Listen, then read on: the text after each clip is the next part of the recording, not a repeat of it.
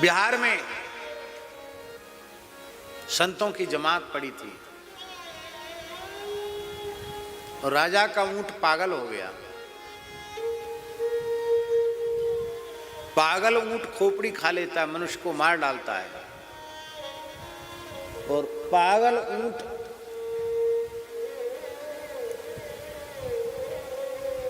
दौड़ा जमात की तरफ। सबको बड़ा डर लगा, पता नहीं किस साधु को खा जाएगा। पर जमात के महंत जी थे, उन्होंने जोर से डांटा ऊंट को, पागल ऊंट को, और डांट करके कहा न जाने कौन सा पाप किया था तो इस पशु योनि में गया, अब पागलपन के और अपराध कमाता है, राम राम कर। इतना कहते ही उसका पागलपन खत्म हो गया। ऊंट रोने लग गया, उसको अपने पूर्व जन्म की स्मृति आ गई और वह जमात के महंत जी के चरणों में प्रणाम करके उनकी धूल लेने लग गया, रोने लग गया। बोल तो सकता नहीं था मनुष्य के जैसे, पर रो रो करके उसने कहा कि मुझे भी कृपा करके शरणागति दो। तब जमात के महंत जी ने उसके गले में हीरा बांधा, कान में मंत्राज राम तारक मंत्र का उपदेश किया, तिलक लगाया और उसका नाम रखा जानकी दास। क्या नाम रखा ऊंट का? जानकी दास नाम रखा। और फिर महाराज बिहार के जो दरभंगा महाराज थे वो भी शिष्य हो गए। ऊंट तो भेंट हो ही गया जमात के। तो जमात में साधुओं का सामान लेकर के जानकी दास चलते थे। कोई पूछता जमात का महंत कौन है, तो गुरुजी कह देते कि जमात का महंत मैं नहीं हूं, अब तक मैं महंत था, अब ये हैं वो हैं खड़े। वो ऊंट को ही महंत बताते थे जमात का। है कौन है महंत जमात के? बोले जानकी दास जी। कहाँ? बोले वहां खड़े।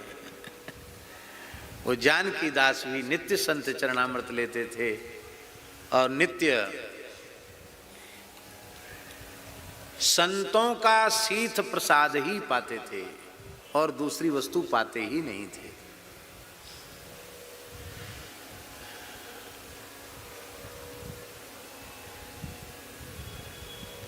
मुसलमानी टाइम था।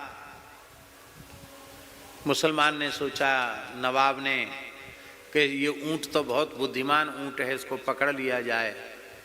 उसे पता चल गया जानकी दास जी को। तब बड़ी विचित्र विचित्र कथाएं हैं।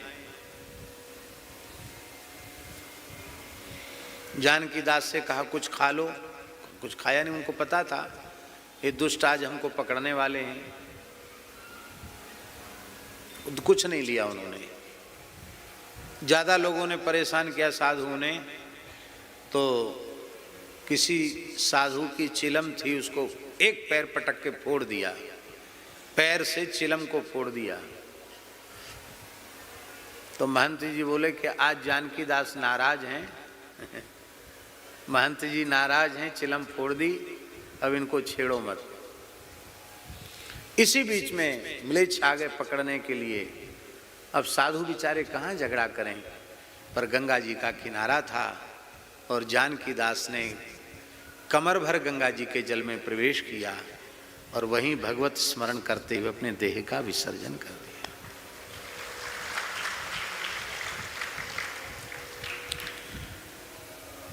भक्तमाल ग्रंथ में श्री नाभाजी महाराज ने श्री रसिक मुरारी जी के चरित्र में उनके शिष्य गजगोपाल दास का चरित्र लिखा है। जो हाथी थे उनका नाम गोपाल दास रखा था।